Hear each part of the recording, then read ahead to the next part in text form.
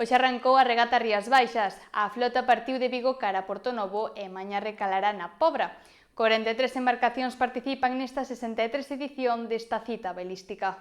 Esta mañá arrancou unha nova edición da regata Rías Baixas. Organizada polo Real Club Náutico de Vigo, este clásico belístico está xa en marcha coa súa 63 entrega. Trátase dunha das competicións náuticas con máis arraigo na comunidade e este ano participan nela un total de 43 embarcacións nas 5 clases competitivas. Hoxe foi a xornada inaugural na que os veleiros saíron da Ría de Vigo rumbo á de Pontevedra para arribar en Portonovo. Completando a primeira etapa da competición, realizouse a primeira entrega de trofeos correspondente a esta etapa da regata. E mañá a comitiva porá rumbo a Pobra do Caramiñal, onde finalizará a segunda xornada de navegación. Está previsto que os veleiros arriben a Porto arredor das 7 da tarde para logo vivir a entrega de premios na Praza do Migrante. Ademais, antes de repoñer forzas, as tripulacións formadas por máis de 200 persoas poderán desfrutar do inicio do Carme dos Pincheiros.